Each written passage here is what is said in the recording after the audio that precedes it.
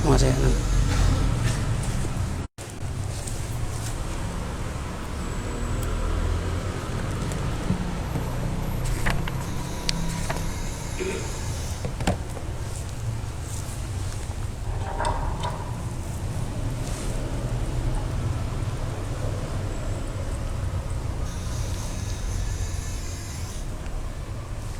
Siapa?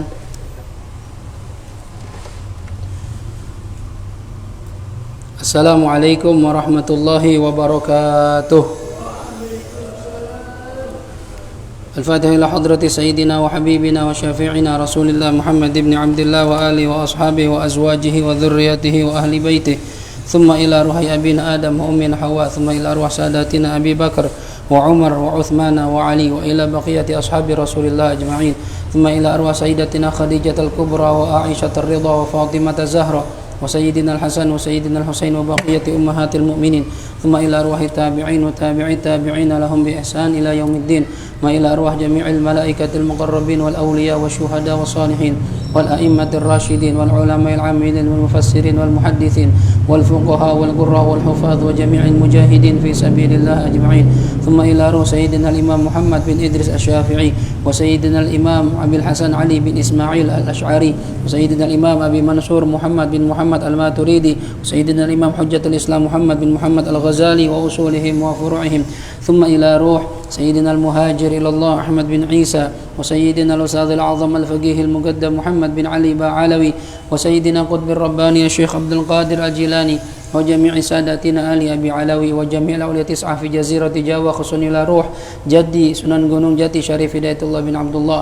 وجميع ذرية سيدنا الحسن وسيدنا الحسين وأصولهم وفروعهم ثم إلى روح سيدنا حبيب عبد الله بن عمر الشاطري وأولاده الجميع الحبيب محمد المهدي والحبيب أبي بكر وسيد الوالد الحبيب حسن وسيد الوالد الحبيب سالم ثم إلى روح سيد الوالد الحبيب عبد الله بن محمد بن شهاب وسيد الوالد الحبيب عبد القادر بن عمر بشير الحسني وأبويا سيد محمد بن علوي بن عباس المالكي الحسني والحبيب علي مشهور محمد بن سالم الحفيظ وأصولهم وفروعهم ثم إلى روح الوالد حجي صوفيان بن درة حجي سليمان والوالد حجي جمال الدين مالك المهدي بن حجي حلواني وجدي كي حجي مصنف بن قرو حجي إلياس وجدتي حجي فاطمة بنت صالحون وجدتي حجي أمينة بنت حجي جاود وجدي دات حجي سليمان بن حجي قريش وجدتي حجي صوفية بنت سودين وجدتي حجي فاطمة بنت دناري وأصولهم وفروعهم وذوي الحقوق عليهم أجمعين أن الله يغفر لهم ويرحمهم ويعلي درجاتهم في الجنة وينفعنا ببركاتهم وأسرارهم وأنوارهم وعلومهم ونفحاتهم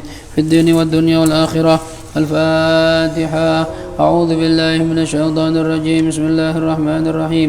الحمد لله رب العالمين الرحمن الرحيم مالك يوم الدين إياك نعبد وإياك نستعين اهدنا الصراط المستقيم صراط الذين أنعمت عليهم غير المغضوب عليهم ولا الضالين آمين. بسم الله الرحمن الرحيم. نويت التعلم والتعليم والنفع والانتفاع والإفادة والاستفادة والتذكر والتذكير والحث على التمسك بكتاب الله وسنة رسوله والدعاء إلى الهدى والدلالة إلى الخير ابتغاء وجه الله ورضاه وقربه وثوابه. اللهم يا من مقاليد الأمور كلها بيده وإليه يرجع الأمر كله يا فتاح يا عليم افتح لنا فتحا قريبا يا فتاح يا عليم يا فتاح يا عليم يا فتاح يا عليم. اللهم أغننا بالعلم وزينا بالحلم وأكرمنا بالتقوى وجملنا بالعافية.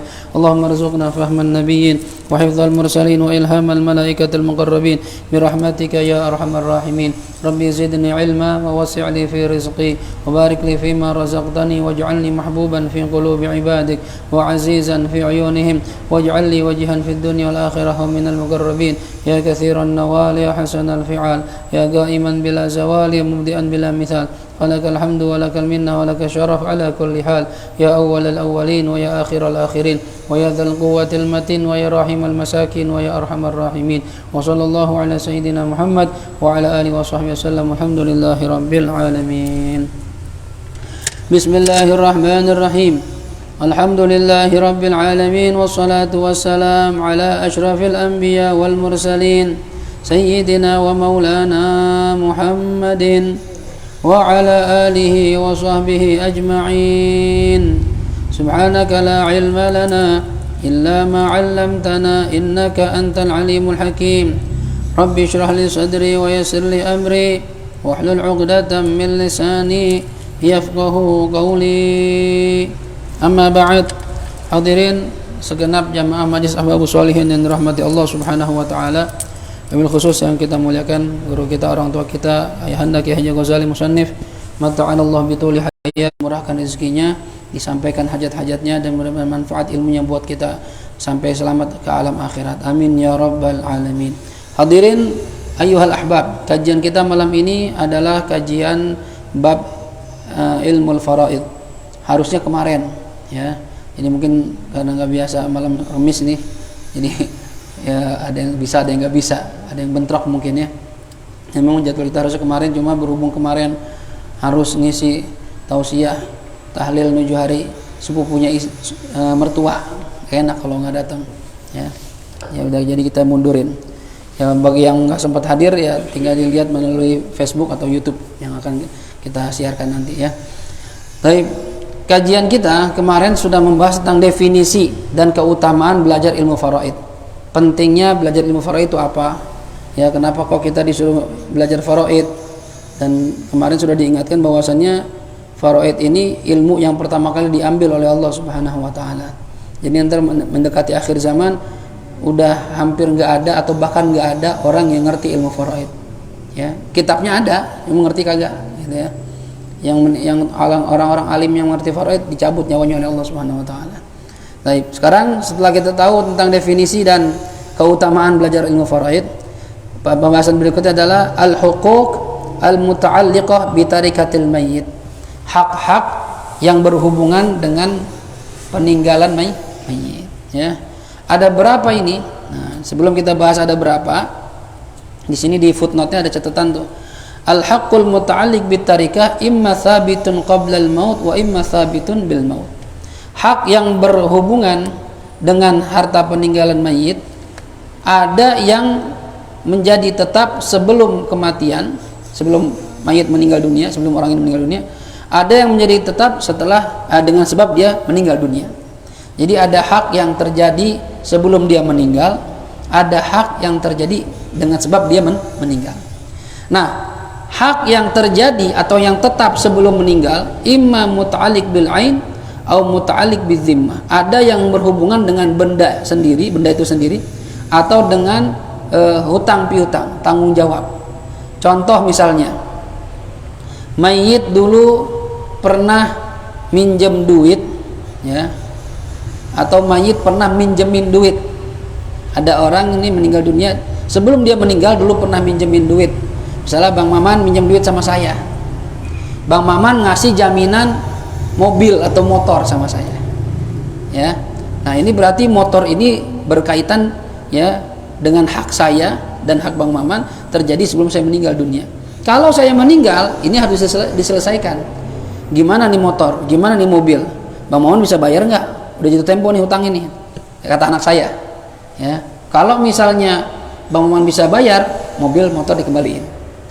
Jadi kalau seandainya nggak bisa bayar, maka ya mobil atau motor ini dijual untuk melunasi hutang. Ini ada hak yang berhubungan ya dengan benda sebelum orang ini meninggal dunia ya.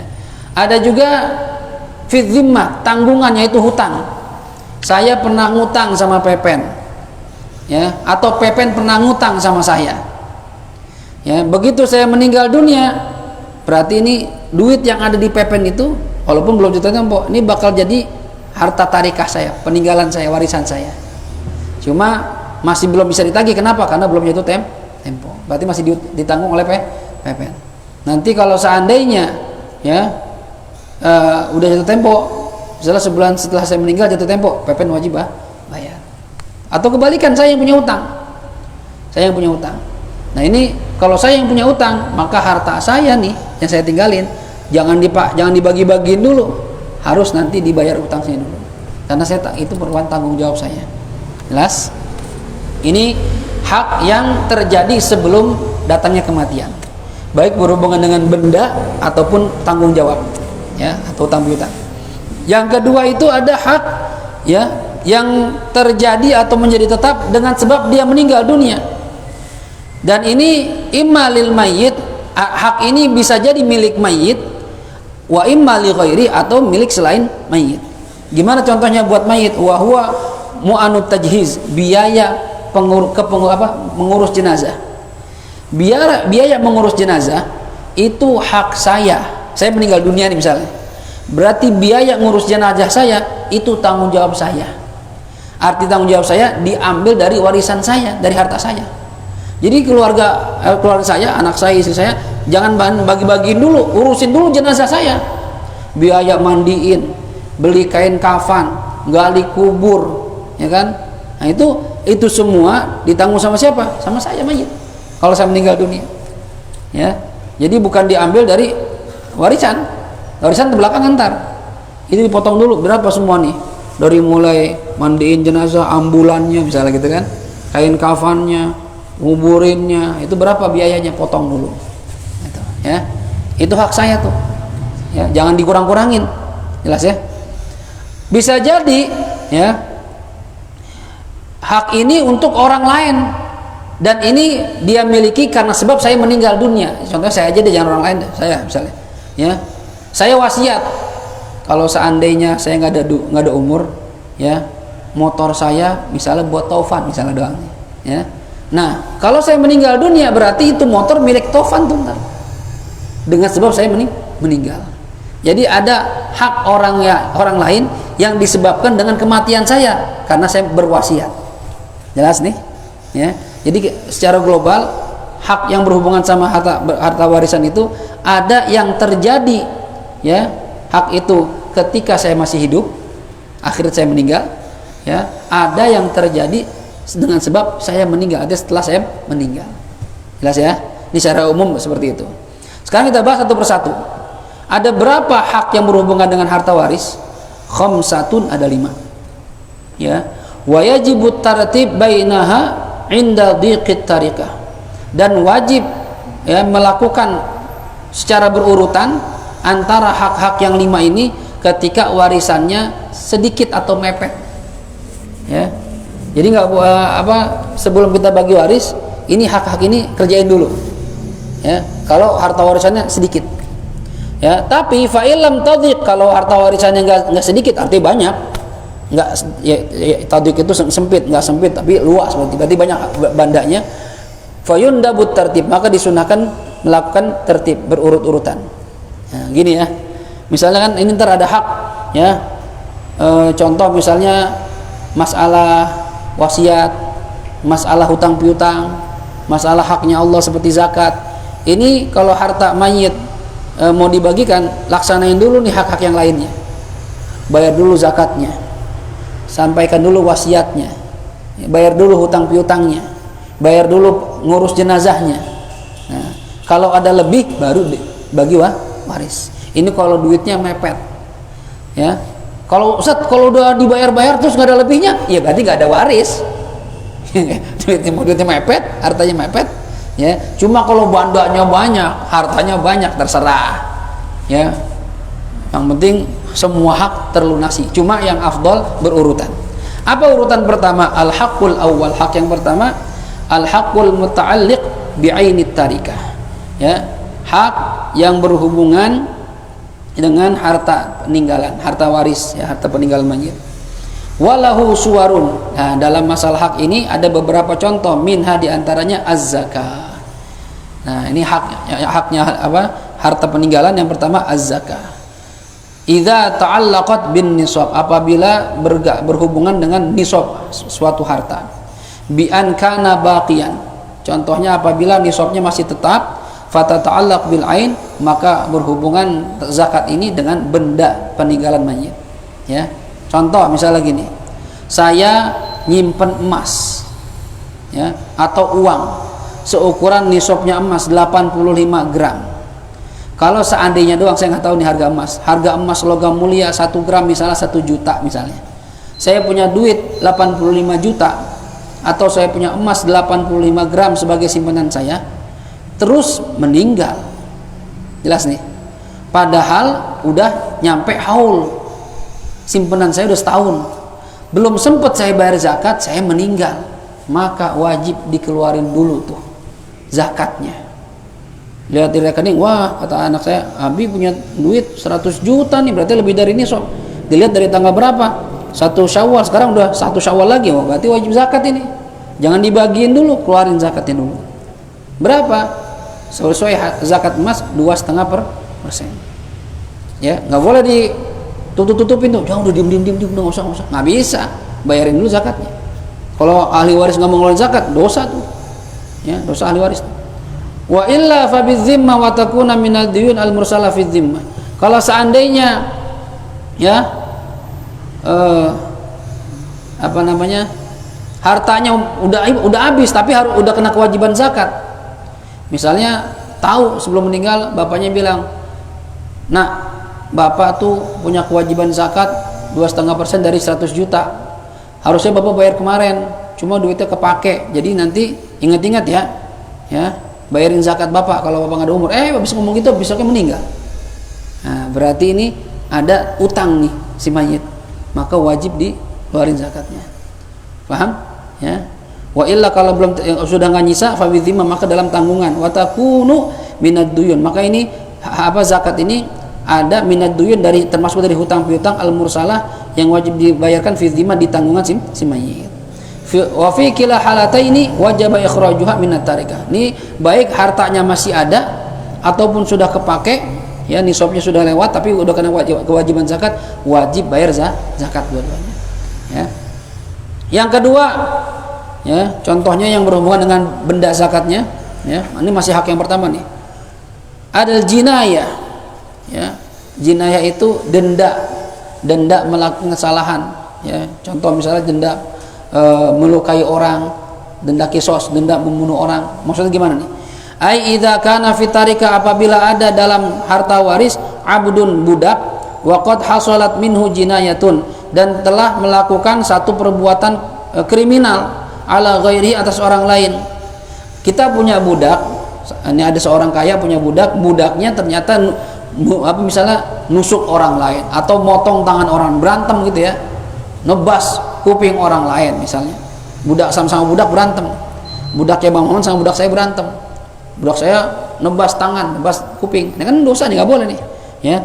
Maka hukumnya gimana nih? Terus saya meninggal atau Bang Maman meninggal, ya saya nih ya, yang budak saya yang tadi ngelukain terus saya meninggal, bukan budaknya, saya yang meninggal.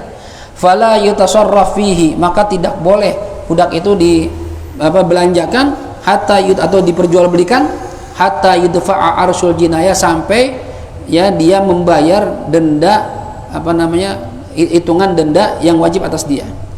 Wa huwa al-aqal min qimatil abdi wa arsul jinayah, yaitu apa itu arsul jinayah?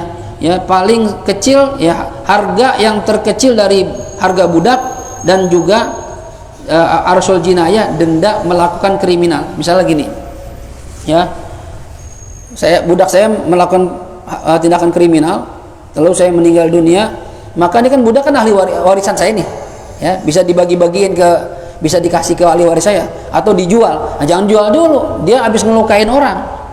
Maka sebelum ini budak mau dijual, bayar dulu dendanya, denda dia melakukan kriminal. Kemana bayarnya? Ke Bang Maman sebagai majikan budak saya lukain. Paham? Misalnya budak saya Bang Adan, budaknya Bang Maman Dadi.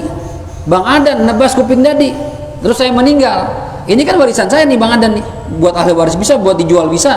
Nah, kalau ingin dijual, jangan jual dulu sebelum ahli waris saya bayar denda ke siapa? Ke Bang Maman sebagai pemilik Dadi.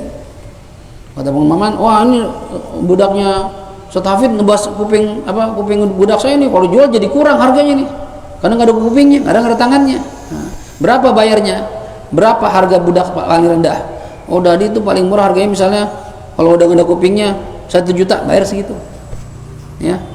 Dan juga atau berapa sekarang kalau misalnya dijual, saya tutupin kekurangannya, harusnya tadi bisa dijual 2 juta, cuma karena kupingnya nggak ada jadi 1,8, nah 200-nya bayar, biar nggak rugi Bang Mamannya. Baru ntar budaknya Adan ini boleh diperjualbelikan. Tanggung jawab dulu, ya, tapi zaman sekarang udah nggak ada budak, ini seandainya doang, ya. Yang ketiga ar-rahnu, yang masih berhubungan dengan harta waris, ya. Kan tadi berhubungan dengan benda atau harta warisnya. Ar-rahnu, gadai, berhubungan masalah gadai. Li'annahu muta'alliq bi'ainil marhun, karena ini penggadaian ini, ya, pergadaian berhubungan dengan benda yang digadaikan. Fal mayyit rahanahu bidainin alaih. Misalnya mayit ya, pernah menggadaikan benda karena dia punya hutang. Saya ngutang sama Bang Maman 2 juta, Bang Maman minta jaminan, jaminannya apa? Motor saya, ya kan? Fayuqda dainuhu minal marhun fayuba'na. Boleh nggak ketika saya meninggal dunia anak saya minta motornya sama Maman, motor jaminan tadi? Boleh, tapi syaratnya apa? Lunasin dulu utangnya. Abi ente ngutang sama saya 2 juta, ada nggak duit 2 juta? Oh, nggak ada Bang Maman, ini motor kan motor bapak saya. Iya, tapi kan punya utang 2 juta. Ya udah, jual aja itu motor. Laku berapa? Laku 5 juta. Yang 2 juta kasih ke Bang Maman, 3 juta buat ahli waris. Paham? Ya. Yang keempat, suknal mu'tadah. Suknal mu'tadah, tempat tinggal buat perempuan yang sedang iddah.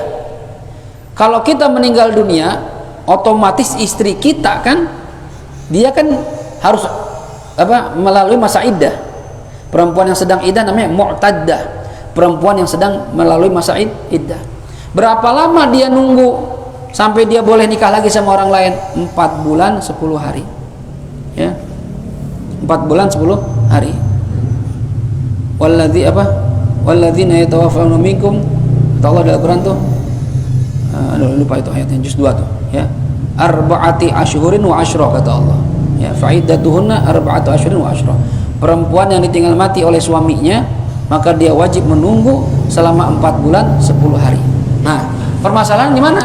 Masalahnya kalau ada seorang suami meninggal dunia, istrinya kan harus iddah.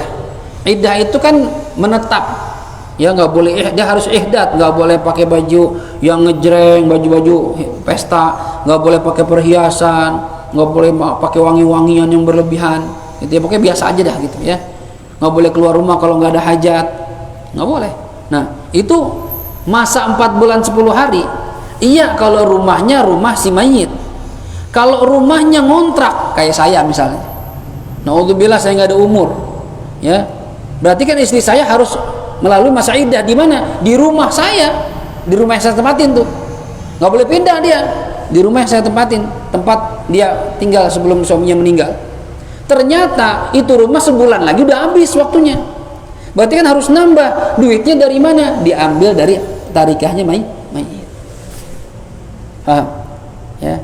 Atau pas meninggal yang punya rumah, ya saya ngomongnya gimana nggak enak ya Ustaz Hafid, ini udah harus bayar lagi sebenarnya, tapi dia meninggal. Nah, diambil dari peninggalan untuk nambahin masa sewa. Buat makan dia dari mana? Dari hartanya mayit, karena dia harus iddah. Jelas ya? Jadi perempuan di mazhab kita, mazhab Syafi'i, harus ihdat kalau perempuan suaminya meninggal. Nggak boleh kemana-mana. Ngaji Ustaz nggak boleh ngaji 4 bulan 10 hari, di rumah aja udah. Sebagai menunjukkan rasa empati, rasa sedih atas meninggal suaminya. Tapi kalau nggak punya duit Ustaz, suaminya nggak ninggalin duit, pas-pasan susah. Kalau dia di rumah aja, dia nggak bisa punya makanan, nggak bisa cari nafkah. Gimana, boleh nggak dia cari nafkah? Ya, sewajarnya saja, seperlunya. Butuh berapa lama kerja? Ya, kerja kan 8 jam Ustaz, dari jam 8 sampai jam 4, jam 5 pulang misalnya. Ya udah pulang, langsung pulang ke rumah, nggak boleh main-main kemana-mana. Kalau suaminya nggak ada peninggalan untuk dia makan. Cuma kalau ada peninggalan nggak boleh kemana-mana, gitu ya.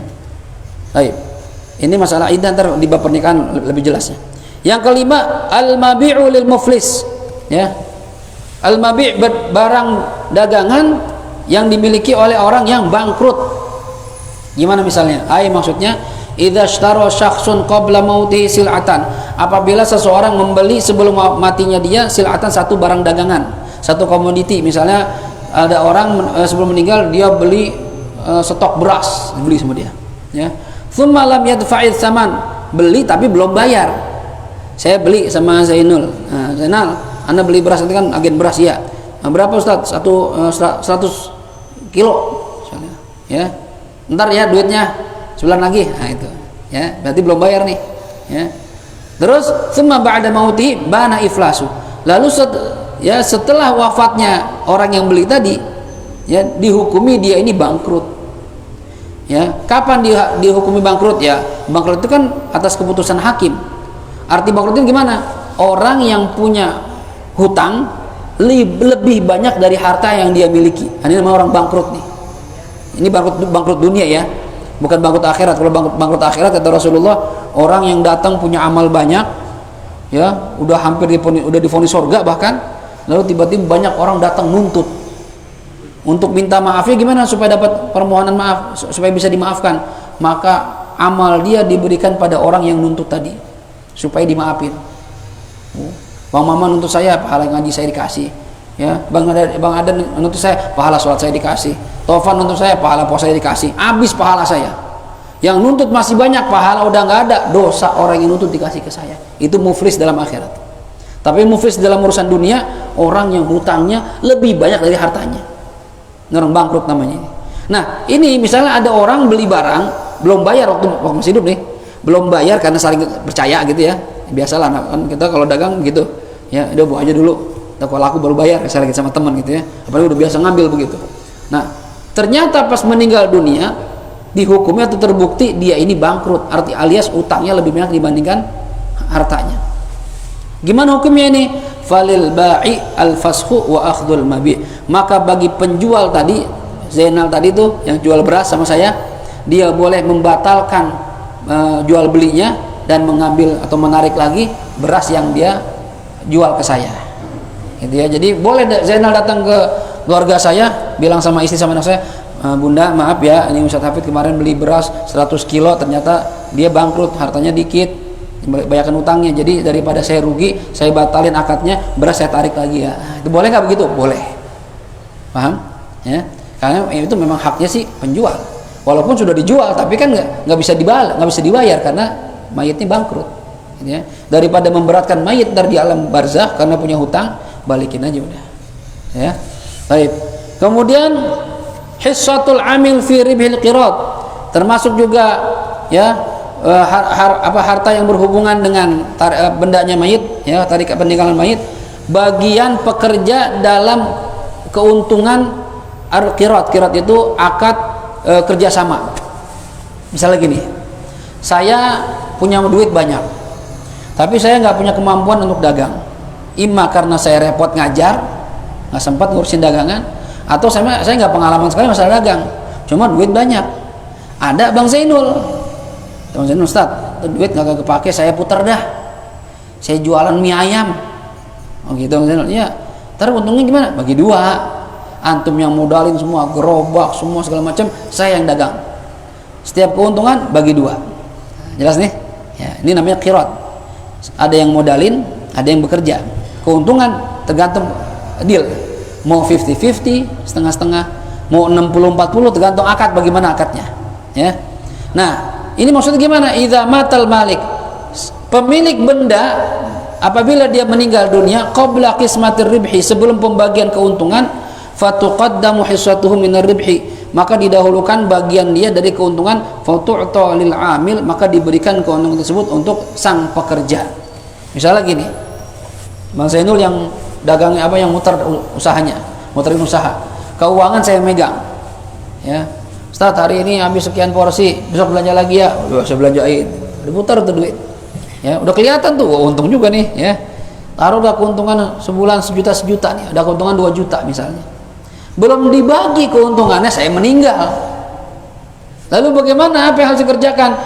Itu harta peninggalan mayit, termasuk tadi usaha bareng-bareng sama Bang Zainul itu, jangan dibagi ke ahli waris sebelum bagian Bang Zainul keuntungan dibagi. Dihitung, kata Bang Zainul, maaf ya, ini kemarin saya usaha sama Ustadz Hafid modalin, udah untung tuh, coba lihat buku catatan ya penjualan, ternyata dilihat-lihat, wah iya ada keuntungan ini. Nah, berapa keuntungannya? Ada 2 juta. Kemarin dealnya berapa sama Ustadz Hafid, Bang Zainul? Keuntungan dulu, dealnya 50-50 ya, berarti Bang Zainul sejuta buat ahli waris. Jelas nih? Ya, bagi dulu tuh orang. Baik, ini yang pertama, hak yang pertama berhubungan dengan benda peninggalan mayit.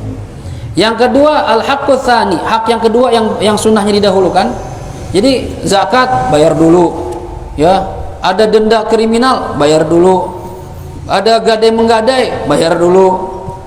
Ada barang yang pernah dibeli belum dibayar ternyata bangkrut, balikin bendanya, barang dagangan tadi. Ada bagian pekerja yang belum dikasih keuntungannya, kasih dulu keuntungannya. Ini yang pertama nih, ya, itu dikerjain dulu. Udah semua bebas nih, zakat udah. Bahkan kata para ulama, haji, kalau mayit dulu belum sempat haji, padahal dia punya harta mampu untuk haji, tapi nggak mau berangkat haji, kan ada orang begitu.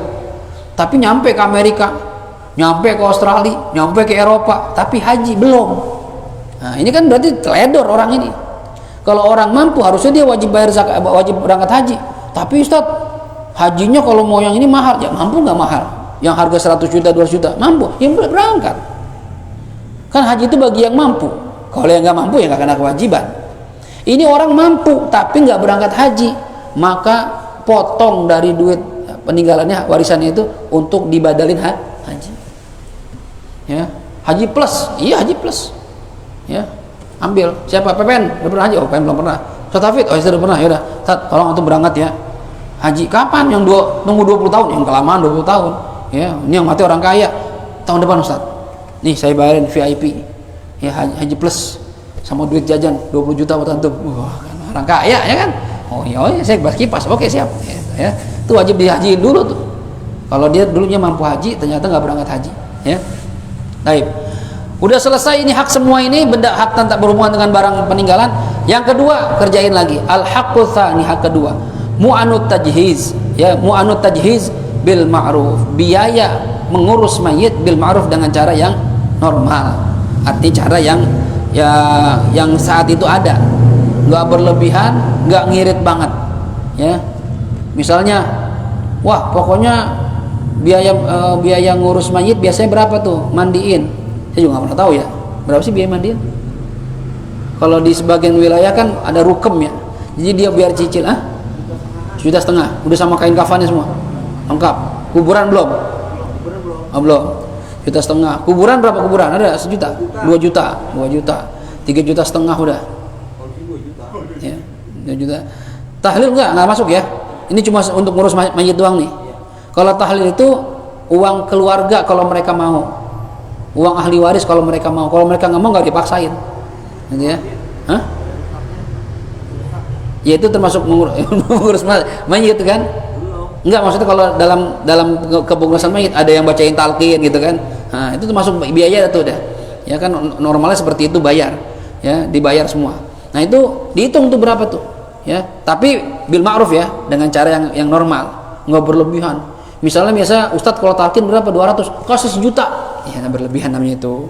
Ya, kasihan ahli waris naruh duitnya kurang jadinya. Kecuali memang di situ begitu dan mayit mampu, silahkan. Ya.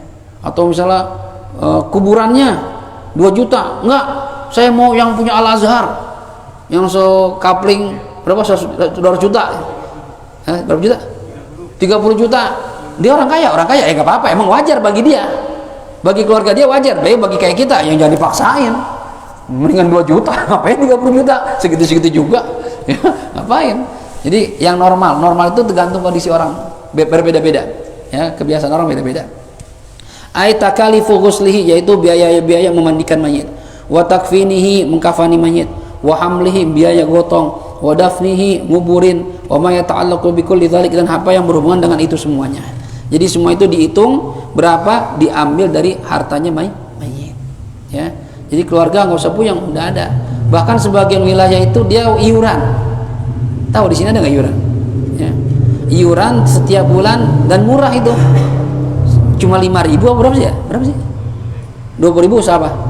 Sebulan, satu orang? Apa satu keluarga? Satu keluarga. Tuh, satu kakak 20.000, murah.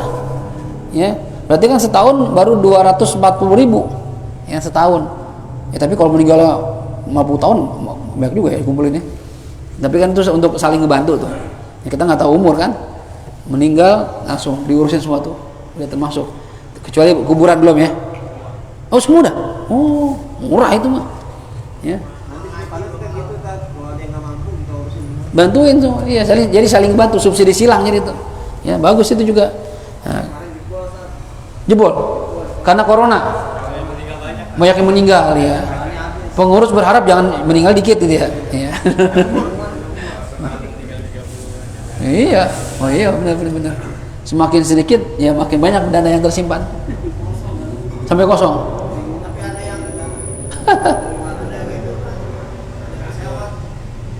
Kosong nggak dapat gitu.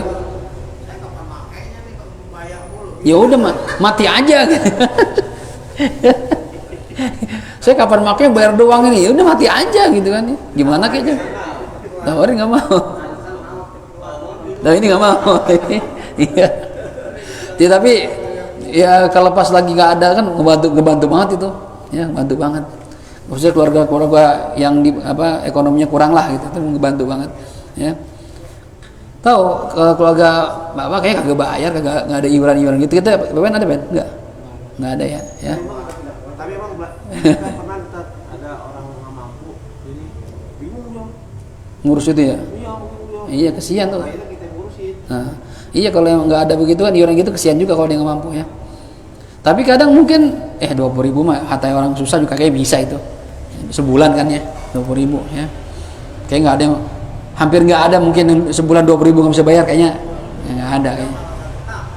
Satu kakak itu kan? Oh satu orang per orang. 10 dapat semua tuh. Ya. Nggak ada yang mau. Iya. Nah jadi pokoknya biaya itu semua diambil dari mana? Dari harta peninggalan mayit. Ya. Baik. Kemudian wa qaulun bil ma'ruf, yang kami maksud dengan cara yang baik, ay ala hasabi yasaril mayit wa isar. Jadi tergantung kondisi kaya atau miskinnya mayit.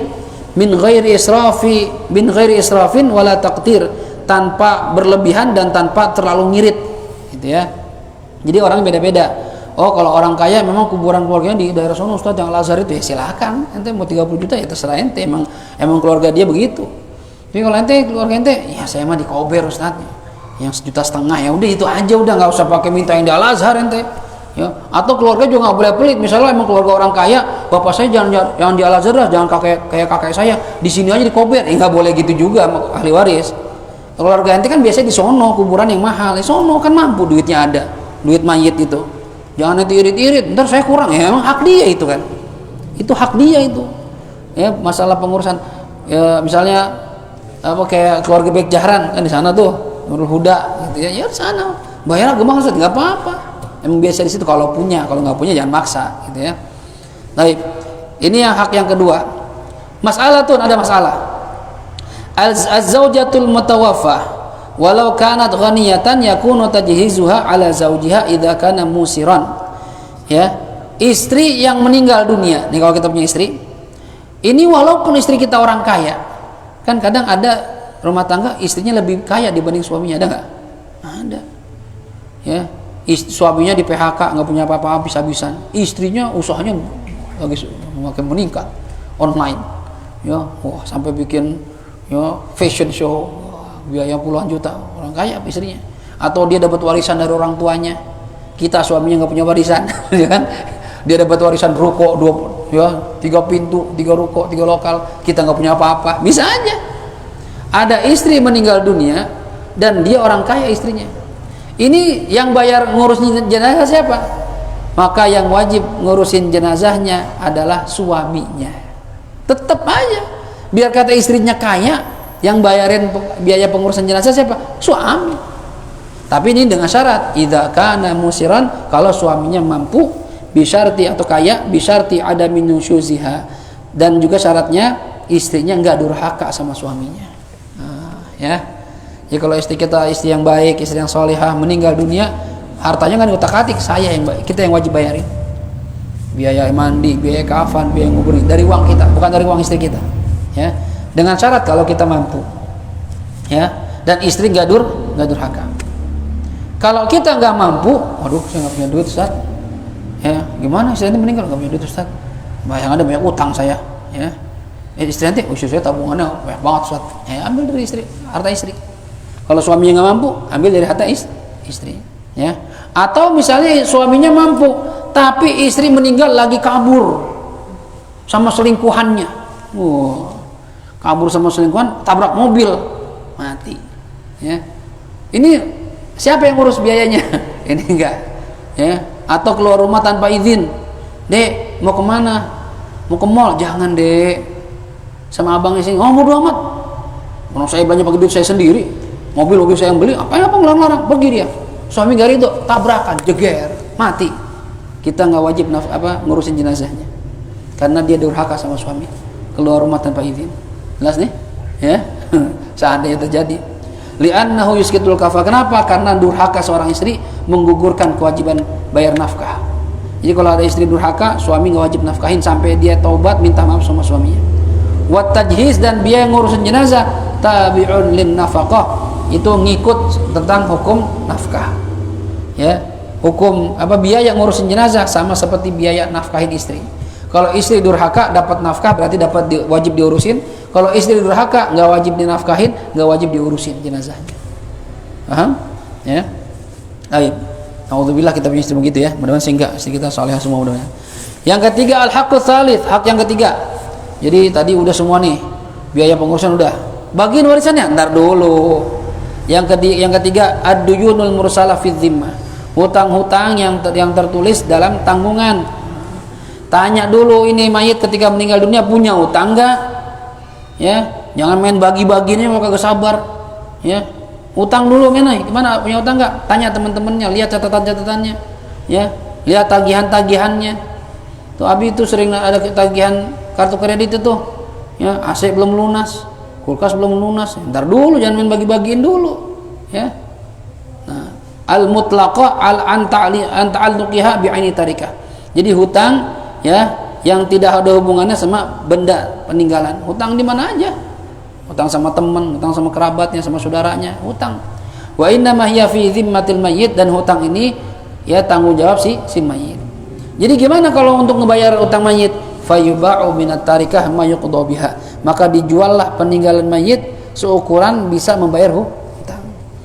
Utangnya berapa dikumpulin, sama Pepen berapa? Utangnya Ustaz sekian, sama Soleh sekian, sama Pepen dihitung 1M. Banyak juga satu utangnya, ya. Apa yang jual yang seukuran 1M? Mobil nggak tutup, rumah nggak punya dia, apaan yang punya? Tanah, punya tanah misalnya, jual tanah, ya, melunasin utang semua tuh, supaya dia nggak punya tanggung jawab tuh, ya, udah bebas utang-utangnya. Fayuqaddamu dainullah, maka didahulukan hutang terhadap Allah. Seperti apa? Kahajin, seperti tadi saya bilang tuh, berangkat haji. Ala dainil adami, dahulukan hutang terhadap Allah atas hutang terhadap manusia. Haji belum, hajiin dulu. Umroh belum, umrohin dulu. Ya, zakat belum, zakatin dulu, ya. Ini kapan wajib didahulukan hutangnya kepada Allah? Idza daqatit tarika anhuma, kalau harta warisnya itu sedikit mepet. Kalau dibayar semua nggak cukup, Ustaz. Misalnya utang sama orang 500 juta atau misalnya 10 juta utang sama orang. Ya, untuk bayar haji 40 juta. Berarti kan ada 40 sama 10, 50 juta. Harta cuma 40 juta. Mana yang dahuluin? Haji dulu. Hutang sama orang, ntar urusannya lain lagi. Dahulukan hutang terhadap Allah, ya. Tapi kalau hartanya banyak, Ustaz, miliaran, ya udah yang mana aja boleh. Bayarin hutang ke orang dulu boleh, buat haji dulu boleh, yang mana aja boleh. Jelas nih. Ini kalau harta mepet, dahulukan hutang terhadap Allah, ya. Kenapa begitu? Karena ada hadis Nabi kita Muhammad SAW, fadainullah ahaqqu an yuqda. Hutang Allah itu, hutang terhadap Allah itu lebih berhak untuk dilunasi, gitu ya. Baik. Kemudian nih hutang-hutang, makanya kan kita punya kebiasaan tuh kalau lagi acara salat jenazah itu ada perwakilan keluarga mayit. Pertama mengucapkan terima kasih sudah mau hadir mensolatkan orang tua saya. Mohon maaf kalau penerimaannya kurang atau ya kurang berkenan dengan tempatnya. Yang ketiga, kalau seandainya mayit punya tanggung jawab hakul adami, hutang piutang, gadai menggadai, pinjam meminjam, tolong sampaikan kepada keluarga mayit dan kami sebagai anaknya yang bertanggung jawab. Sebenarnya anaknya nggak tanggung jawab, ya, nggak ada hutang warisan tuh nggak ada, hutang diwarisin nggak ada. Jadi kalau seandainya orang meninggal dunia dia punya hutang, warisannya nggak ada, misalnya nih nggak ada warisannya, apakah jatuh anak yang wajib bayar? Enggak, anaknya nggak tahu-tahu masalah hutang. Kalau harta mayitnya ada, wajib dibayarin. Cuma kalau harta mayit nggak ada, ya udah. Seandainya anaknya nggak mau bayar, nggak apa-apa. Cuma kasihan orang tuanya, ya. Jadi nggak merupakan jadi utang warisan utang, nggak ada warisan utang, ya. Itu mah sebagai bentuk bakti anak aja sama orang tua. Masa kita rela orang tua kita di alam barzah disiksa gara-gara punya utang nggak dibayar, sedangkan kita mampu bayar utangnya. Dia udah berapa banyak ngeluarin harta buat kita sampai gede, sampai kita sukses. Bayarin utang orang tua. Ya. Kalau misalnya kita tahu nih dia punya utang sama orang tua kita meninggal, terus tapi kita nggak ada catatan. Nah itu repotnya. Enggak, maksudnya biar gimana itu biar dia Gini, pertanyaannya, kalau orang tua kita pernah minjem duit ke temennya, terus orang tua kita meninggal dunia dan utang itu belum diganti sama temennya, itu kita gimana? Kita berhak nagih, minimal ngingetin, ya. Kalau seandainya dia bayar, apalagi kalau punya catatan, enak kan nagihnya. Maaf, Bang Maman, dulu bapak saya pernah minjemin ke Bang Maman nih catatannya. Ini ada kwitansinya. Oh iya benar Ustaz, ini. Ya, itu tagih boleh. Kalau udah jatuh tempo, Maman jatuh tempo sebulan lagi ya, saya ngingetin doang ini. Oh iya ntar saya bilang saya bayar, boleh gitu. Ya. Tapi kalau seandainya nggak ada catatannya, masalah repot. Kita tahu nih bapak kita pernah cerita, ya. Kalau seandainya dibilang, "Pen, tagih ya sama mamannya, dia pinjam dia sama gue 10 juta kalau gue nggak ada umur." Nah itu Pepen gimana? Tagih. Ya. Kalau seandainya Bang Maman bilang, "Buktinya mana Pen?" Ya buktinya sih nggak ada Bang Maman. Orang tua saya ngomong, "Oh saya nggak bisa kalau gitu." Misalnya ente ingkar gitu, ya udah tanggung jawabnya ntar di akhirat. Seandainya dia bohong. Cuma kalau kita punya bukti kan, makanya Islam, agama kita mengajarkan kalau kita transaksi khususnya utang piutang dan jumlahnya besar, catat. Hatta sama saudara. Kecuali ente mau ikhlasin, silakan dah, lain cerita. Ya, kalau ngutang cuma 100, 200 itu kita mungkin nggak bikin catatan dah. Cuma kalau lah 5 juta, 10 juta, 20 juta, ratusan juta, ya bikin catatan. Kan itu hak anak-anak kita ntar. Catat. Lu sama abang pakai catatan, nggak gitu bang. Kalau saya nggak ada umur, anak-anak saya bagaimana? Hak anak saya itu, gitu nggak apa-apa bilang. Jadi dia juga nagihnya enak, nih Ceng. Cing minjem sama bapak saya nih, sama habis saya 100 juta ya. Ini ada materainya tanda tangan Cing. Saksinya Pepen sama Siduk tau nggak? Dia mau nggak bisa ini ingkar. Ini kalau cuma sekedar omongan, semua orang bisa omongan, ya kan bisa aja semua. Itu bapak itu ngutang sama anak, kapan? Saksinya mana? Kan bisa aja kita ingkar, ya. Dan kita nggak salah karena nggak ada bukti, ya kan? Cuma kalau ada bukti enak, itu masalahnya Pen. Oke catat semua, catat, ya biar ntar gampang urusannya, ya. Tapi ente yang berhutang, kalau bohong ente tanggung jawab di akhirat. Enggak saya nggak ngutang. Bapak saya bilang enggak saya nggak ngutang. Bapak ente ngarang doang, ya udah tanggung jawab sendiri, ya. Tuh, jelas ya. Jadi selesaikan dulu utang piutangnya. Atau mungkin piutang, bapak kita pernah minjemin duit kayak tadi tuh, hutang atau piutang, selesaiin. Kalau hutang buru-buru, kalau piutang ya tergantung jatuh temponya kapan. Nggak boleh tuh kita misalnya Bang Maman minjem duit sama bapak saya nggak ada umur, padahal utangnya baru dibayar tahun depan, saya tagih sekarang, ya nggak boleh. Kan perjanjian tahun depan Ustaz, saya nggak bisa kalau sekarang, ya udah tunggu tahun depan. Nanti tahun depan itu merupakan hak ahli waris, dibagi-bagi lagi ntar sesuai bagiannya masing-masing, gitu ya. Baik. Kemudian setelah hutang selesai, apalagi ini sebelum kita bagi waris? Haqqur rabi al wasaya, wasiat. Ya, bithuluth sebanyak 1/3. Ya. Jadi wasiat ini paling maksimal 1/3. Dulu sahabat bilang, "Ya Rasulullah, seluruh harta saya mau infakkan di jalan Allah." Kata Rasulullah, "Jangan semuanya. Ya, ada ahli waris ente. Ya udah setengah ya Rasulullah, jangan setengah. Kesian ahli waris ente. 1/3, ya udah 1/3 itu pun udah banyak gitu." Jadi Nabi batasnya 1/3. Ya. Jadi kalau kita mau wasiat, apa sih wasiat itu? Wasiat itu memberikan harta kita kepada seseorang atau kepada sesuatu digantungkan dengan kematian kita. Itu wasiat namanya. Dengan bahasa gini, in mutu, nah ini bahasa gitu. Kalau saya meninggal, itu wasiat tuh. Kalau orang bilang begini, itu tanah saya buat topan, nah itu bukan wasiat, ngasih namanya itu, hibah, ya. Tapi kalau wasiat, kalau gua mati, kalau saya meninggal dunia, kalau aneh wafat, nah itu namanya wasiat. Ini wasiat, ya, diberikan kapan? Dibayarkan setelah tadi tuh hak-hak yang berhubungan udah dikasih, kemudian biaya pengurusan mayat udah selesai, utang piutang udah lunas, wasiat sekarang. Bapak punya wasiatnya dulu waktu meninggal, sebelum meninggal wasiatnya apa? Oh, disuruh ngasih ruko ke temennya si fulan. Hitung berapa harta bapak, hitung semua. Kalau ternyata ruko itu setelah dihitung secara keseluruhan 1/3 dari harta seluruhnya, wajib dikasih.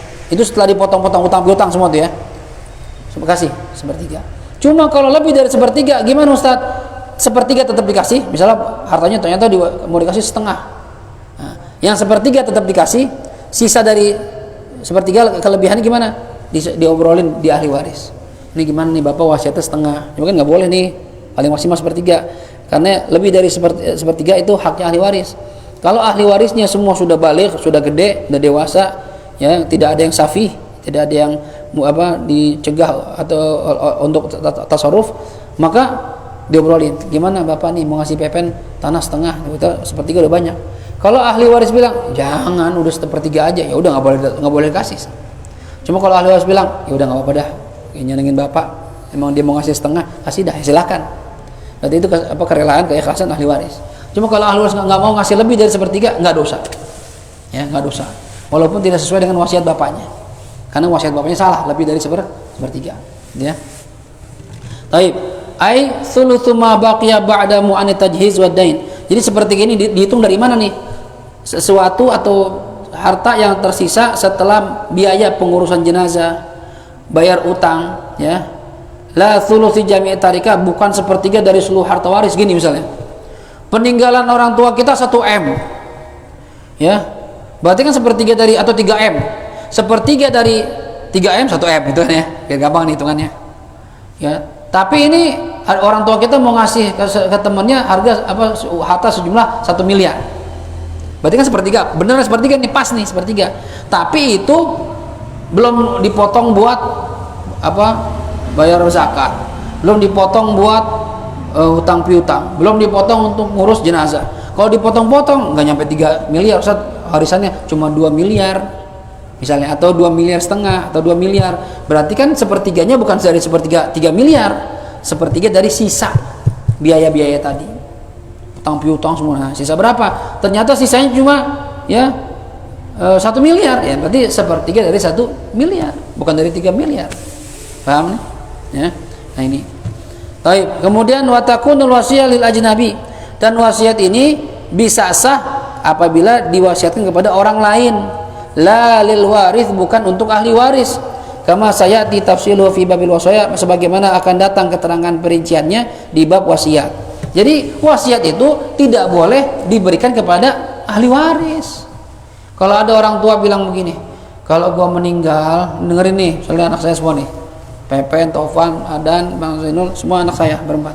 Ya dengerin ya.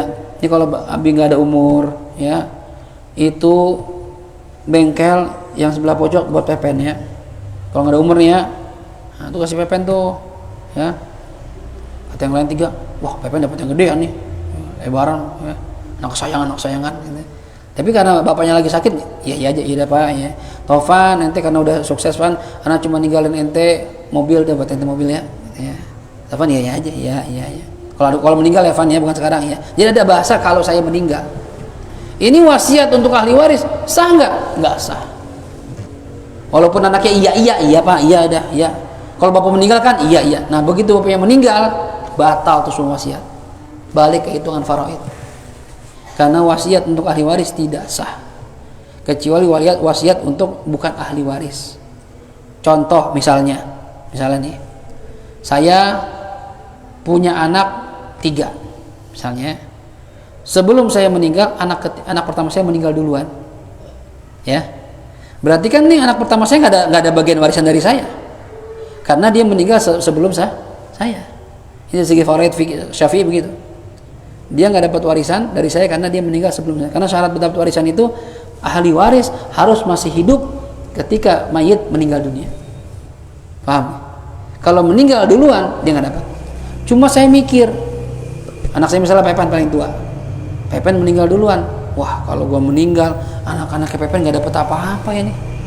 Padahal masih kecil-kecil. Yang dapat Tovan sama Adan, gimana ini? Dadah, gua wasiat aja dah. Kalau Abi meninggal, nanti itu ruko yang sebelah situ kasih anak-anaknya Pepen ya. Nah, anak-anak Pepen kan bukan ahli waris, karena bapaknya bukan ahli waris. Sah nggak wasiatnya? Sah. Walaupun cucu, cuma cucunya bukan ahli waris, sah. Paham? Jelas ya? Nah jadi ingat, kalau wasiat untuk ahli waris batal, nggak dianggap.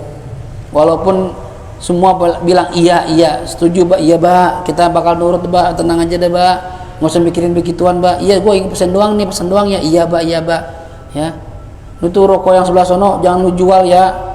Ya, ini buat apaan Mbak? Ya, lu kontrakin aja dah, ntar duitnya buat haul gua. Iya Mbak, iya, tetap aja ntar waris. Ya nggak bisa begitu. Wasiat itu nggak batal. Jadi kalau ente mau aman, mau ada satu petak hasilnya buat haul kita, saya ngeri nih Ustaz, kalau saya nggak gituin ntar saya kagak dibikin haul lagi, gitu kan. Saya pengen tuh sepanjang tahun saya dihaulin. Gimana? Wakafin aja. Itu rokok yang pojok, ya, yang laundry pen, bisa lihat babanya. Tuh baba wakafin ya, dengar semua nih, Naen, ya Pepen, semua dengar nih. Itu rokok yang pojok, baba wakafin. Hasilnya buat apa? Bikin haul baba dan keluarga besar kita. Nah, aman dah tuh. Kalau bisa bikin surat wakaf, ya, laporin ke badan wakaf. Oh, anaknya nggak bisa jual, dikontrakin, ya, pilih siapa nadirnya yang kira-kira bisa ngerawat, ya, bisa apa namanya mengembangkan itu. Pilih dia yang nanti mungkin butuh renovasi, duitnya kan dari hasil kontrakan, sisanya bikin haul. Nah itu udah. Oke, itu bisa dia ini nggak bisa dibuat lagi sama dia? Iya, artinya gini. Jadi bisa. Jadi ruko itu kan dikontrakin nih, dibeli, bikin haul cuma sekian juta, sekian puluh juta, kontrakannya masih banyak, beli lagi, bikin lagi buat haul lagi, buat nambah lagi, bisa itu, ya. Jadi nanti biasanya cuma ngundang 10 kiai, tahun ini karena udah punya 2 ruko, 20 kiai, 30 kiai, jamaah biasanya cuma 500, 1000 jamaah, kan asik gitu, ya, duit udah ada, nggak usah minta semua kemana-mana, gitu, pengen nggak jadi orang kaya tuh gitu enak. Ya, nanti kita kalau mau meninggal gitu dulu, wasiat aja dulu, wakafin. Ya, kita punya rokok 5, 1 buat wakaf. Wakaf apa? Buat ya haul saya, santunan yatim, fukara rumah sakit. Jadi setiap haul udah santunan. Wah asik gitu. Nah, kalau punya duit, kalau nggak punya ya apa yang diwakafin? Ya, jadi diwakafin, udah habis dulu, udah nggak punya apa-apa. Ya, itu kalau bicara begitu tuh. Jadi kalau wasiat buat ahli waris nggak sah, nggak dianggap, ya. Nggak sah, ya. Jadi harus apa namanya? Kalau bisa juga ketika wasiat ada saksi, tertulis kalau bisa. Ya, apa mau wasiat mau wakaf tertulis semua, supaya ntar kan kadang anak begini. Dulu bapak wasiat begini, yang bener kayaknya tuh gak percaya, bener, nggak mungkin, gitu kan. Cuma kalau ada, tapi kalau saksi hidup sebenarnya kuat. Saksi hidup. Siapa yang nyaksiin waktu dia ngomong? Pepen sama Nain, kata Bang Ali. Oh ya dah, percaya dah. Kalau 2 orang, ya. Tapi apalagi kalau ditulis. Ya, tulis wasiat. Jadi enak aja. Oke, kalau kita ikut aturan syariat, aman dah hidup kita. Ya. Tadi kemarin juga saya bilangin kalau seandainya kita khawatir keluarga kita bakal ribut, ya, udah dihibah-hibahin aja udah. Ke anak-anak kita. Pepen sebelah sono, Nain sebelah sini, sebelah sini. Ya, udah bagi-bagi udah. Ya tenang, meninggal juga tenang. Ya, daripada ntar kita ya Allah di kuburan ngelihat anak kita pada berantem, ya Allah ngeri kan kita tuh. Dan kalau ngomongin wasiat warisan, aduh, hatta keluarga orang alim terkadang, keluarga kiai, hatta keluarga kiai tetap aja kalau urusan harta itu serem, kayak lupa ilmunya gitu, main ambil aja udah, ya, mentang-mentang paling tua, mentang-mentang paling kuat, mentang-mentang paling banyak pengikut, nggak ada yang berani ngelawan sama dia. Udah, ya, lu anak adik-adik lu diam aja, gue yang ngatur semua. Ada kejadian satu keluarga gitu, adik-adiknya dibagi jauh-jauh di Parung, Sawangan, dia semua depan jalan semua punya dia. Ya, Jakarta semua, adik-adik jauh semua mental. Adik-adik gerutu, emang nggak berani ngelawan. Ada yang begitu. Ya kan kok saya bagi Kiai. Ada saya, tapi baginya jangan begitu juga dong. Dia kan juga pengen punya tanah depan jalanan buat usaha. Di Parung mau usaha apa? Ya kontraknya juga murah, nggak kayak Jakarta. Beda harganya, sama-sama 100 meter, sama-sama 100 meter, beda nilainya lah. Nggak bisa begitu ente. Serakah. Ini hati-hati hadirin. Ya. Di dunia dia bisa nguasain, tapi lihatnya kagak berkah lihat. Ya. Sian, disumpahin sama adik-adiknya. Gak berkah, habis dulu. Ada yang mau lawan kagak berani, ya kan? Abangnya jawara, abangnya jagoan, badannya gede, muridnya banyak, wah habis gue ngelawan, habis udah dah, diam aja dah, sumpahin aja, abangnya disumpahin, ya. Akhirnya kagak tegur-teguran bertahun-tahun, waduh ngeri, ya. Jangan ngambil hak orang dah, ya. Yang dibagi sama Allah, bersyukur aja udah dapat segitu udah, alhamdulillah. Ikutin aja aturan Allah dah. Ya. Baik. Kemudian al-haqqul khamis. Ini hak yang kelima baru al-irthu, baru warisan. Wa huwa nasibul warasah, yaitu bagian ahli waris. Jadi jangan buru-buru main bagi-bagi hitung-hitung. Jangan main hitung-hitung dulu. Lihat bapak punya utang enggak? Bapak punya wasiat enggak? Zakat, udah haji belum? Lihat dulu. Kalau udah itu semua udah selesai, baru warisan. Nah, kalau udah ngomong warisan, udah taslim aja, ikut aja aturan Allah. Saya cuma 1/8 Ustaz, istri iya. Tapi saya berjuang dari susah. Dari nggak punya apa-apa, dari 0 sampai sukses begini, masih cuma 1/8? Iya. Cuma 1/8. Ya udah. Anak-anak saya masih bayi, masa gedean anak saya yang masih bayi? Iya. Anaknya yang banyak kan. Gimana? Allah yang bagi. Kecuali yang dulu dihibahkan sebelum mayit meninggal. Dulu suami pernah beliin apa? Ya ini Ustaz, saya dibeliin rumah. Ya ente ini berarti bukan warisan. Ya, ini kan kadang kita gini, suka rancu nih. Kalau ada seorang suami meninggal dunia, kadang ibu mau nguasain rumah. Ini rumah punya siapa sebenarnya? Lihat akadnya dulu gimana. Kalau sang mayit itu dulu beli rumah, dia bilang ini hadiah saya buat kamu, ya berarti punya istrinya. Cuma kalau dibilang ini saya beli ya buat kita, ya buat anak kita dan anak-anak, ya berarti punya suaminya. Istri sama anak-anak cuma nempatin doang, berarti itu warisan. Ini kan kadang banyak kejadian kalau suami meninggal dunia, istri masih mau menguasain harta suaminya, bahkan anak-anaknya nggak dibagi. Udah anak-anak kalau mau jadi anak yang soleh-solehah, ya ikut mama, mama yang ngatur semuanya. Apakah begitu? Enggak begitu caranya. Mama udah dapat bagian dari Allah 1/8 aja, sisanya bagi anak-anak. Apalagi anak-anak udah pada nikah, udah pada punya anak, kesian. Hak orang ditahan-tahan. Ntar dibagi juga kalau mau meninggal. Mau meninggalnya kapan? Masa kita nyumpain mau meninggal? Ya bagi udah. Ya enggak, sama harta begini banget. Pegang terus tuh duit. Ya, sampai anaknya kesusahan. Ya, sampai minggat kemana-mana. Ya Allah, sia tuh anak dapat warisan gak ngerasain dari bapaknya. Ya Allah. Yalah, jangan begitu, bagi. Anak gak dikasih. Ya, kasih bagian anak. Ya, jadi saya pernah cerita yang di Kemang itu begitu tuh, ibunya yang ngatur. Karena dekat sama anak bontot dikasih banyak. Abang-abangnya protes. Kok dia yang banyak manggil saya waktu itu? Gimana Ustaz saya pembagiannya? Ya panggil tuh. Adik saya nggak mau datang Ustaz. Takut ditarik. Ya harus mau. Saya cuma ngitung nih ya, harta bersekian-sekian, dapat sekian. Udah, ntar coba diomongin sama mama. Ya udah, kita omongin sama mama dulu. Ya, mamanya itu udah meninggal, maaf. Ya, cuma adiknya merasa karena dibagi mama dulu. Ya, punya dia, nggak bisa begitu. Kalau mamanya bagi hak dari hak mamanya silakan. Tapi kalau bagi dari hak abang-abangnya ya nggak boleh. Hak abangnya itu, bukan hak ibunya. Ibunya dapat 1/8. Terus hak dia dikasih ke anak bontot karena paling sayang tuh. Boleh nggak? Boleh, hak dia. Cuma kalau mau ngambil hak anak-anak dia yang lain, ya dibagi ke anak bontot ya nggak boleh. Orang anak-anaknya kagak ridho, dosa begitu. Kan ibunya, biar kata ibunya juga nggak boleh. Ya, itu hak anaknya dari bapaknya, dari mayit. Jadi hati-hati masalah warisan. Ya, hati-hati masalah warisan. Pokoknya lebih aman dihibahin aja udah. Ya, dihibahin aja. Ini ya, bapak aja udah dihibahin anak-anaknya. Ya kalau nggak gitu udah ngeri. Ya, saya waktu bilang hibahin Pak, hibahin aja. Kalau perlu bikin nama, udah nama anak-anak masing-masing.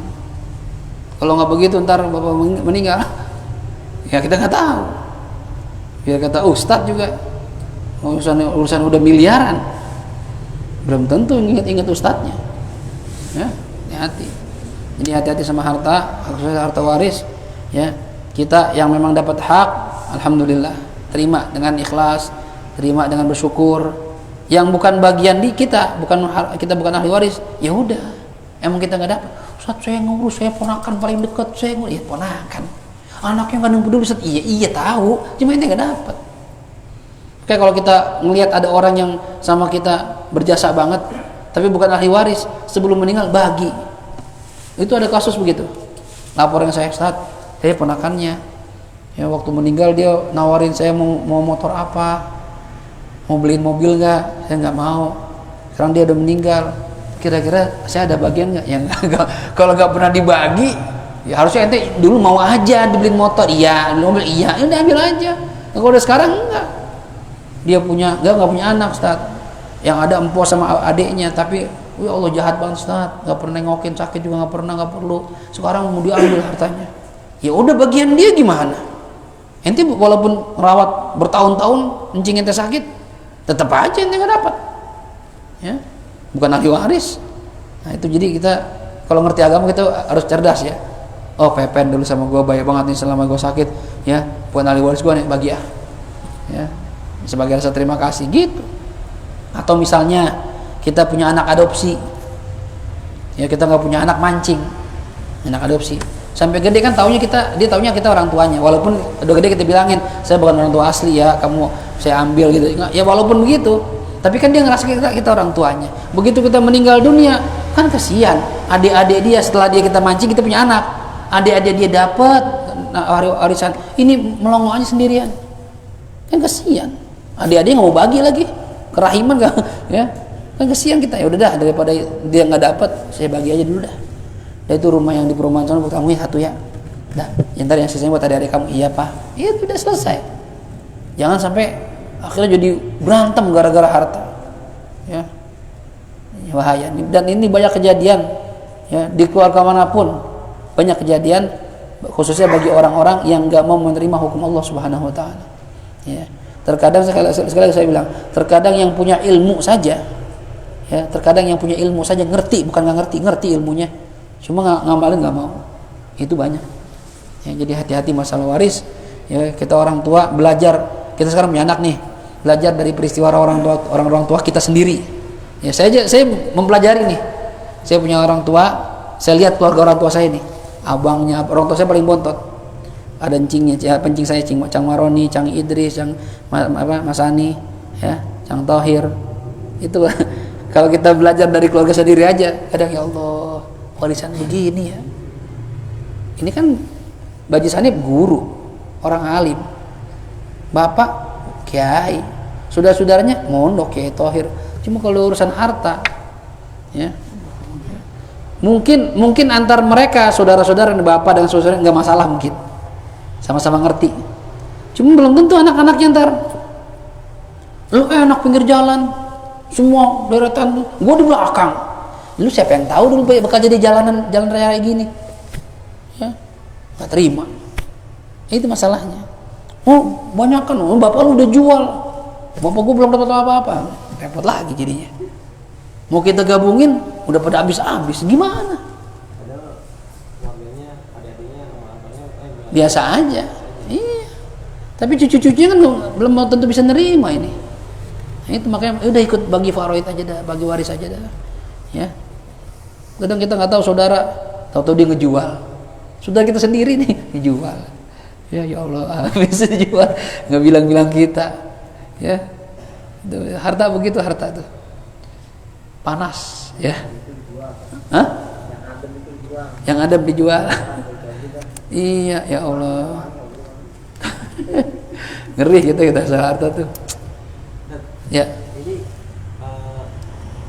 pengalaman di keluarga saya ya. Kan belum meninggal, baik bapak maupun ibu saya pesen nih. Kalau ada apa-apa mau gua, lu Kiki urusin, jangan tinggal diurusin. Lu dapat satu ruko, dia satu ruko, satu rumah. Sampai dia dijolimin kayak gitu ya. Oh iya. Dia kan orang kurang normal, gitu ya.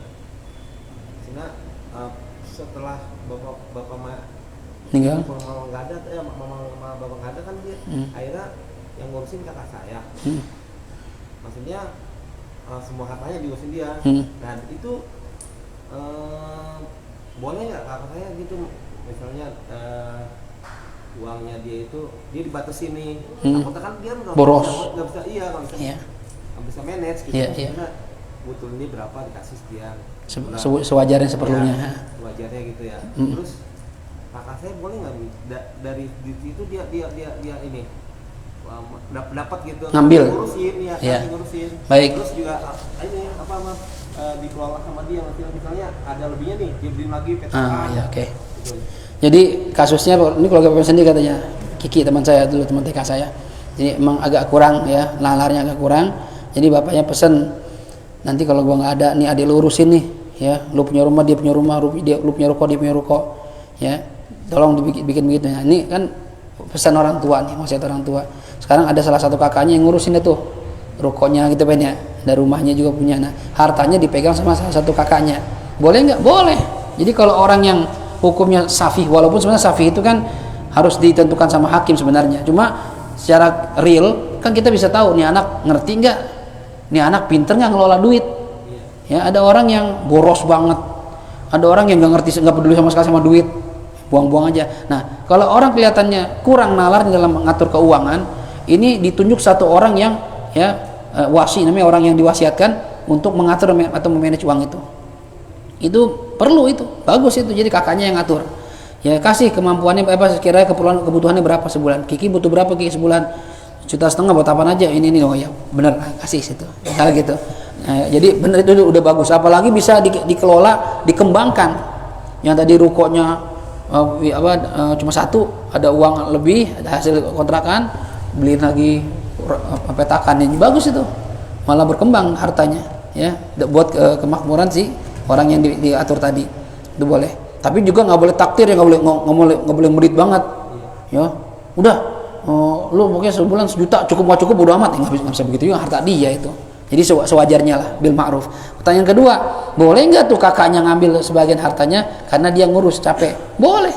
Di Al-Quran itu sama seperti orang yang ngurus anak yatim ya, kata Allah, faman kana ghaniyan falyasta'fif wa man kana faqiran falyakul bil ma'ruf.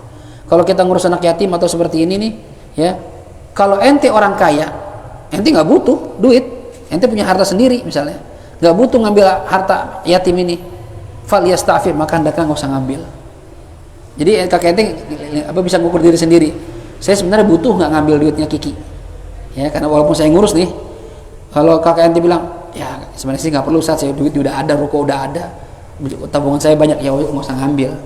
Tapi kata Allah, man kana ghaniyan ya falyakul bil ma'ruf. Tapi kalau ente fakir, ente gara-gara ngurus ini nggak bisa usaha, atau nggak ya penghasilan ente jadi berkurang gara-gara ini, jadi kurang gara-gara ngurus adek, maka silahkan makan bil ma'ruf, sewajarnya saja ya, makan sewajarnya. Nggak usah Kiki sebulan 1 juta, dia 3 juta megangnya, dan ente salah, itu dosa begitu ya. Jadi lihat kondisi masing-masing. Kalau ente nggak butuh ngambil, nggak usah ngambil, toh itu ada ente sendiri. Tapi kalau ente ya Ustaz, saya gara-gara ngurus dia, saya nggak bisa buka toko Ustaz misalnya, atau berkurang mau usaha saya, ambil sewajarnya. Masalahnya gini kan, kalau dia punya istri, malah itu apalagi sebelum bicara itu istrinya itu tahu dia punya Banda dia pengen nguasain. Iya, nguasain, ambil aja gitu. Terus juga mintanya lebih dia, padahal dikasih 5 juta, cuma ini dia berdua nih gitu. Iya. Tapi dibilang kurang. Ya tetap wasi itu yang melihat kondisi, bukan istrinya ya. Kalau wasi itu kan dia harus amanah, dia tahu ini sebenarnya 5 juta cukup, ngapa minta lebih itu. Kalau memang lebihnya wajar, saya kan butuh buat keperluan ini wajar, masih boleh. Cuma kalau mau beli tas branded, mau yang mahal, parfum yang mahal, ya nggak usah yang gitu-gitu ya. Yang ada harta adik kita habis sama dia ntar ya, begitu ditinggalin lagi ntar. Banyak perempuan cuma nyari duitnya doang, matre. Jadi orang yang ngerawat itulah yang berhak ngatur. Nggak apa-apa, karena buat maslahat si Kiki itu gitu ya. Kecuali Kiki udah bisa ngatur ke manage sendiri, bagus ya, nggak boleh serahin itu. Cuma kalau sampai akhir hayatnya masih begitu ya, masih nggak bisa ngatur keuangan ya, atur dirapiin terus. Dan kalau dia meninggal ya jadi warisan dari saudaranya. Gitu. Nah saya, ya sekarang belum nikah lagi Kiki. Belum. Nah, ya rinci itu yang bagus begitu. Jadi buat bukti, saya apa aja nih gitu, supaya nggak ada tuhmah ya, nggak ada suudzon dari saudara. Oh itu ngabisin duitnya Kiki nih, ada catatan semua. Ini kan kebanyakan kita ini make duit saudara, make duit orang tua, katanya habis buat A, B, C, D, catatannya mana? Nggak ada, ya nggak bisa, catatan nggak ada ya. Ya akhirnya yang ada ntar tuhmah kita suudzon sama saudara. Misalnya Pepen ya megang ngurus kontrakan orang tua karena paling tua Pepen misalnya ya. Terus kata Pepen, ini duit bapak habis ya. Kata adik-adik, habis buat apaan Pen? Itu ngerapiin ruko, itu beli bayar listrik. Kayaknya nggak segitu dah, catatan ada. Udah pokoknya habis dah. Nggak boleh begitu. Yang penting habis dah. Habis dah dari mana? Catatannya mana? Penghasilan berapa? Pengeluaran berapa? Kalau nggak ada catatannya, nggak ada laporannya, wajar dong kita curiga. Wajar nggak?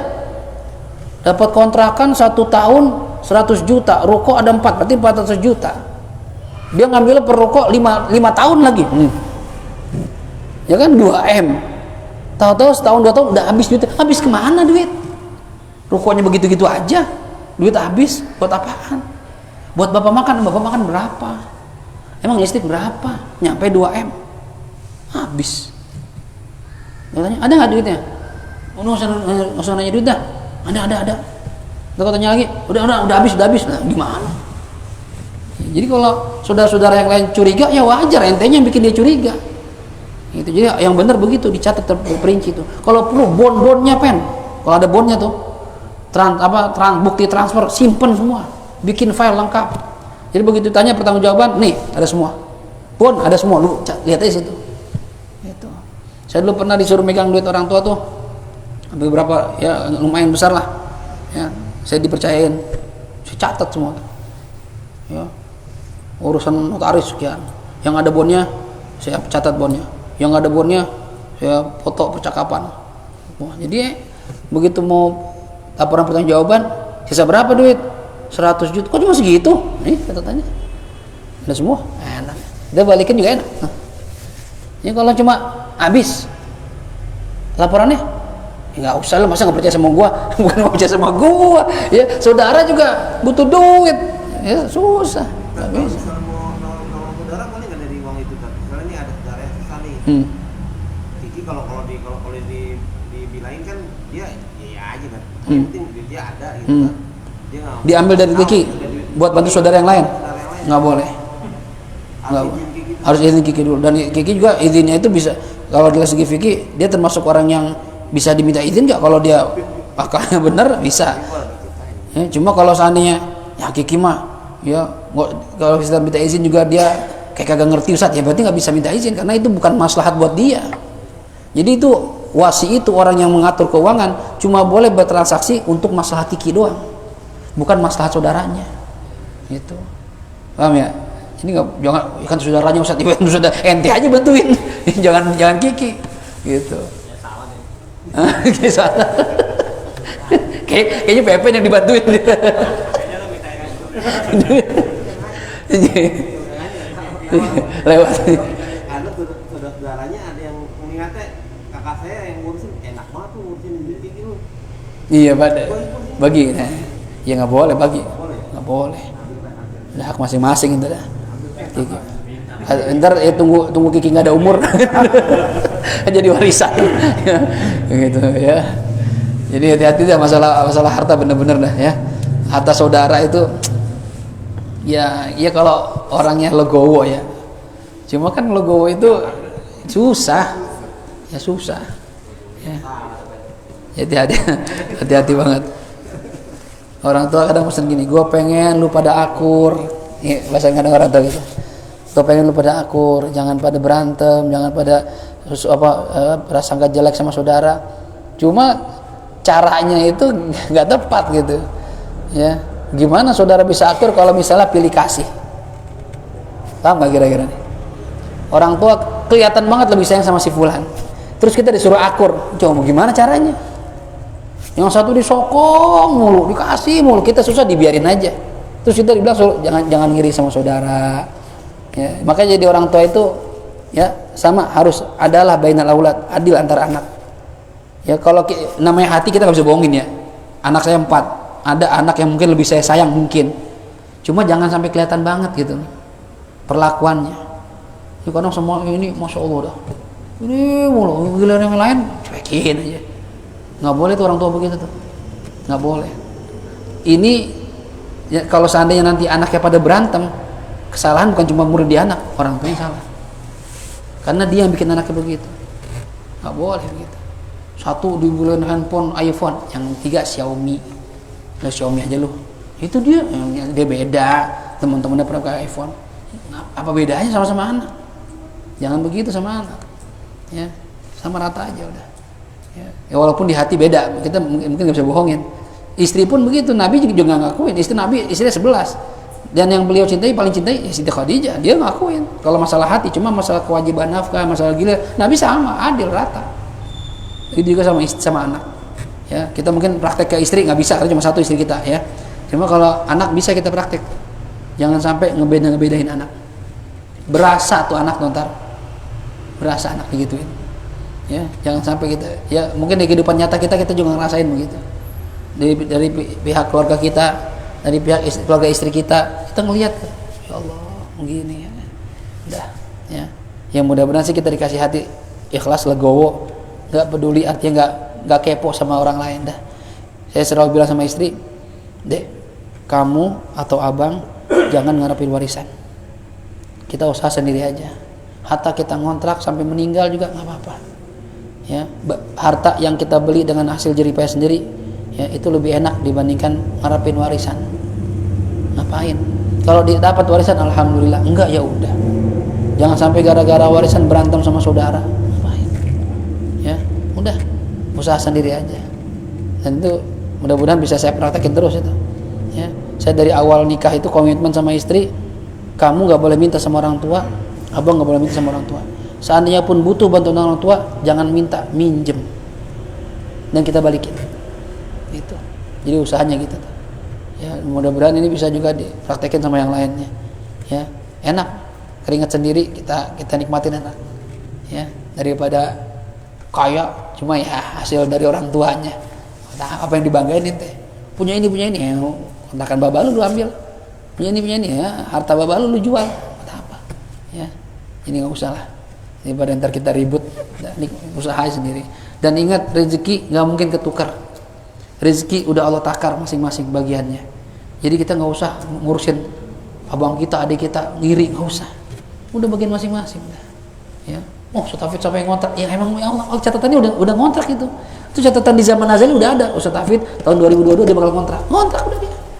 Ya, abang adiknya nggak ada yang ngontrak. Iya, emang bagiannya udah jalannya. Didoain aja udah. Gitu. Jadi nggak usah ngiri, nggak usah apa, udah bismillah aja udah. Kalau kita bisa ikhlas, hati kita tenang. Gitu. Ikhlas, percaya sama Allah.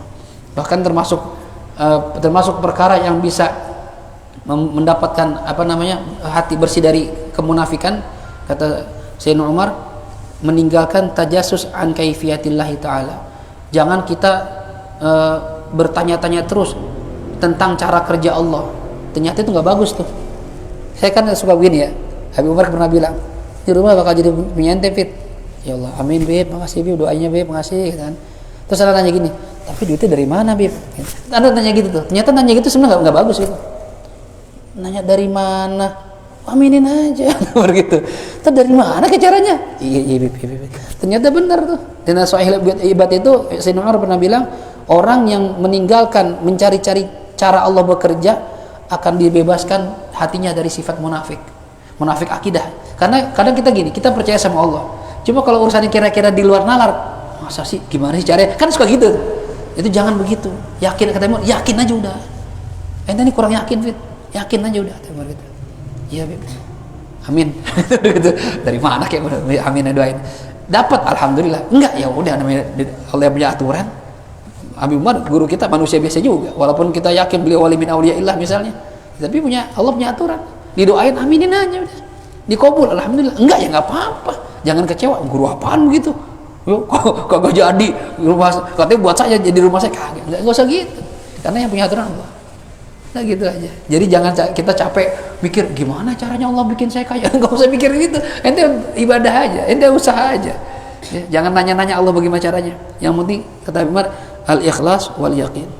Ikhlas yakin, itu yang mahal tuh. Mudah-mudahan kita bisa yakin sama Allah SWT ya, nggak akan ketukar rezeki kita ya, dan kita nggak akan meninggal dunia sampai rezeki kita habis di alam dunia ini. Ini aja mungkin yang bisa saya sampaikan.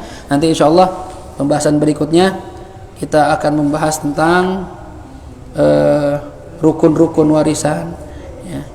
Kemudian juga membahas tentang sebab-sebab mendapat warisan. Ini masih belum hitung-hitungan, ini masih aman ya. Kita kalau udah masuk hitung-hitungan ya siapin ini aja Pak tulis Pak. Gitu ya.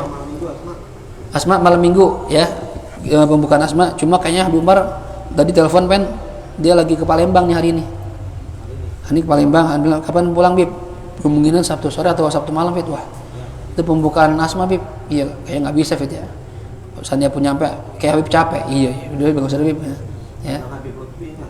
Ya terserah tuh DKM gimana tuh sebagai gantinya Habib Umar badalin.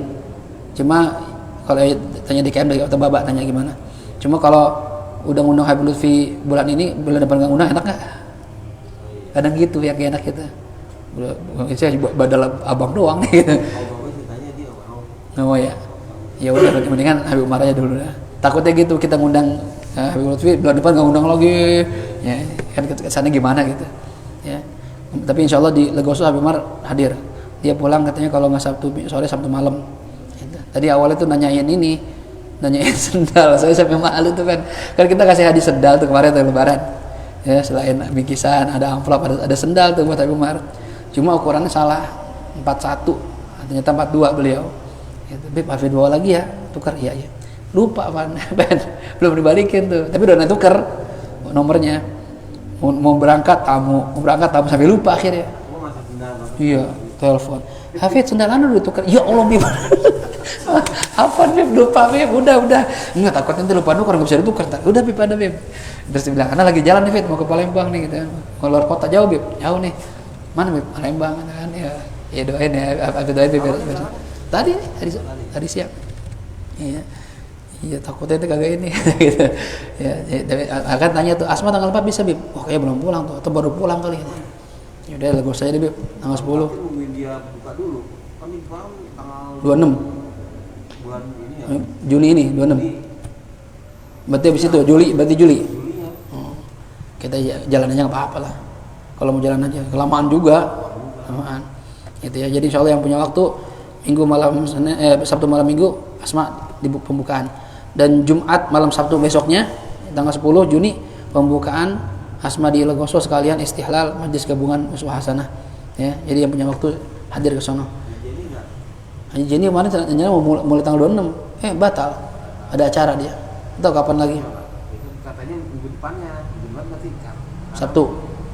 Malam Jumat atau malam Sabtu. Oh gitu, belum ngapain sih dia. Ya. Tapi Umar nggak ada. Mungkin mundur lagi kali. Dia belum nentuin tanggal pasti kapan atau hari apa gitu. Jadi sekenanya aja gitu. Kurang enak kalau begitu, mendingan tentuin aja. Jadi kan jelas, atau minta hari yang kira-kira Habib Umar ada kapan gitu aja udah. Jadi kan gampang. Ntar coba diobrolin lagi deh ya. Baik. Ada pertanyaan masalah waris? Enggak ada? Cukup ya, jam 9 lewat ya. Kita tutup dengan Fatihah. Mohon dari Allah Subhanahu wa taala mudah-mudahan ilmu yang kita pelajari malam hari ini Allah jadikan sebagai ilmu yang manfaat. Mudah-mudahan kita semuanya dijadikan oleh Allah Subhanahu wa taala sebagai hamba-hamba Allah yang ikut aturan Allah ya dalam kehidupan dunia sampai akhirat, sehingga kita selamat di dunia, selamat di akhirat. Dan mudah-mudahan Allah berikan kita keikhlasan yang penuh dan Allah berikan kita keyakinan pada Allah yang sempurna sehingga kita tidak ada keraguan dalam diri kita ya. Dan mudah-mudahan ilmu yang kita pelajari bisa kita manfaatin dalam kehidupan sehari-hari sehingga seluruh amal aktivitas kita ibadah amaliyah benar dan diterima oleh Allah Subhanahu wa taala. Ala hadhihi niyyah wa likulli niyatin shalihah. Juga doain orang tua ayah Kiai Ghazali Muslim biar sehat panjang umur. Habib Umar juga begitu, Habib Abdurrahman Syekh juga begitu ya, diberi jaga sama Allah, dipelihara sama Allah dengan panjang umur, sehat walafiat. Dan mudah-mudahan senantiasa bisa membimbing kita berjalan di jalan yang penuh ridha dari Allah Subhanahu wa taala.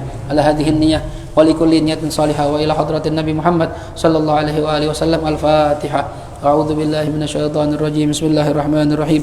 الحمد لله رب العالمين الرحمن الرحيم مالك يوم الدين إياك نعبد وإياك نستعين اهدنا الصراط المستقيم صراط الذين أنعمت عليهم غير المغضوب عليهم ولا الضالين آمين. يا حي يا قيوم برحمتك نستغيث ومن عذابك نستجير أصلح لنا شأننا كله ولا تكلنا إلى أنفسنا طرفة عين. دعواهم فيها سبحانك اللهم وتحيتهم فيها سلام وآخر دعواهم أن الحمد لله رب العالمين. سبحانك اللهم وبحمدك أشهد أن لا إله إلا أنت أستغفرك وأتوب إليك والعفو منكم. والسلام عليكم ورحمة الله وبركاته.